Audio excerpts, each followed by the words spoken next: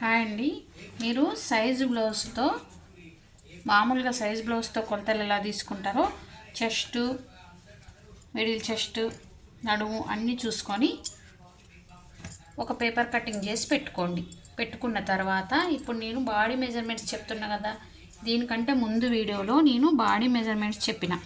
Body మెజర్మెంట్స్కి అసలు shoulder ఎంత తగ్గించాలి, చెస్ట్కి ఎంత కలపాలి, ఎప్పుడెప్పుడు కలపాలి అనేది అయితే చాలామందికి కొంచెం కన్ఫ్యూజ్ అయితే ఉంటుంది కొత్త వాళ్ళకి. ఇప్పుడు చూడండి, మీరు ఒక పేపర్ ఏమో మీకు కరెక్ట్గా రావాలి అంటే ఒక పేపర్ ఏమో ఇట్లా సైజ్ బ్లౌజ్తో, ఇప్పుడు చూడండి చెస్ట్ అనేది మనకి ఇక్కడికి వచ్చింది. మన సైజ్ బ్లౌజ్తో ఏం చెప్పుకుంటాం, సైజ్ బ్లౌజ్కి ఏ నెక్ ఉందో అదే నెక్ పెట్టినప్పుడు అదే షోల్డర్ పెట్టాలి అని చెప్పుకుంటున్నాం.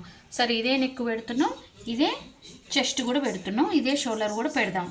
ఆ తర్వాత మీరు ఏం చేస్తారంటే మొత్తం నడువు దీంతో పెట్టుకోండి, షోల్డర్ పెట్టుకోండి, అంత పెట్టుకోండి, ఆర్మ్ హోల్ రౌండ్ పెట్టుకోండి, అంత పెట్టుకొని మనం నార్మల్గా సైజ్ బ్లౌజ్తో కటింగ్ ఎలా చేస్తామో అలా కటింగ్ చేయండి.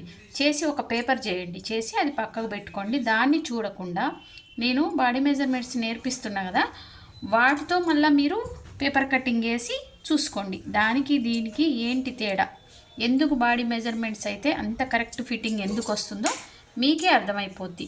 మీ బ్లౌజ్ కొంచెం లూజ్ ఉన్నా, మీ బ్లౌజ్ ఒకవేళ మీకు టైట్ అయిపోతున్నా, ఎందుకు టైట్ అయిపోతుంది, ఎందుకు లూజ్ అవుతుంది అనేది మీకే అర్థమైద్ది అనమాట. ఓకేనా? మీరు రేపు వీడియో కూడా ఫాలో అవ్వండి, మీకు ఇంకా క్లియర్గా అర్థమైద్ది. Thank you.